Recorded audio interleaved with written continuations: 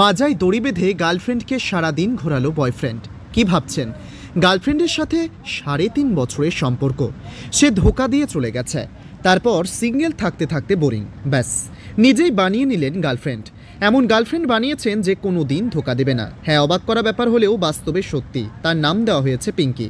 এবার আপনারা হয়তো ভাববেন, এ আবার হয় নাকি?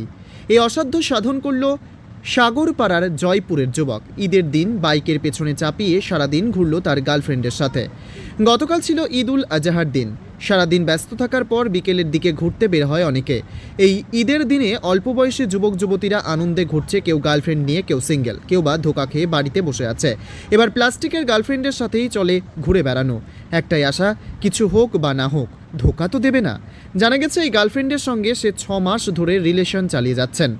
এ আবার কেমন রিলেশন? যুবকের এহেন কাণ্ডে প্রশ্ন তুলেছেন নেটিজেনরা। তবে যে যাই বলুক, কারোর কথায় তোয়াক্কা না করেই আর 5 জনের মতো দিনভর ঘুরল সে। আর এই গার্লফ্রেন্ড দেখতে রাস্তায় রীতিমতো ভিড় জমেছে বহু জায়গায়। তুমি এই যে দেখা যাচ্ছে লোকে গার্লফ্রেন্ড নিয়ে ঘুরে, তো আমি তো প্রথমে হতাশা হয়ে গিয়েছিলাম। আমি ভেবেছিলাম সত্যি একদম সুন্দরী একটা নারী নিয়ে যাচ্ছে কে ছেলেটা। পরে তো দেখে আমি পুরোপুরি অবাক। কিন্তু এ কাণ্ড কেন? মানে যেটা বলতে একটু জোরে বলবেন। যেটা বলতে 24 সাল পড়ছে 2000।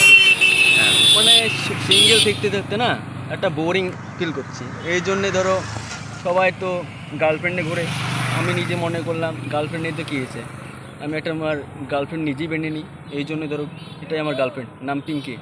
এর নাম পিঙ্কি? হ্যাঁ। তো আপনি কি কোনোদিন মানে গার্লফ্রেন্ড কোনোদিনই কাউকে প্রপোজ করে পাননি, না ধোকা খেয়েছেন? মানে গার্লফ্রেন্ড মানে ধোকা খেয়েছিলাম, মানে এই তো সে ধোকা দিবে না আমাকে, যেটা বলতে। আচ্ছা, আপনি কি ধোকা দিয়ে সে চলে গিয়েছিল? সে চলে গেছে, 3.5 বছর রিলেশন ছিল, সে চলে গেছে। দিয়ে এ এখন কোনোদিন আপনাকে ধোকা দিতে পারবে না? না, এই ধোকা দেবে না আমাকে। আচ্ছা, এর নাম কি রেখেছেন? নাম পিঙ্কি। আচ্ছা, আপনার বাড়ি কোথায়? বাড়ি জয়পুর। আপনার নাম?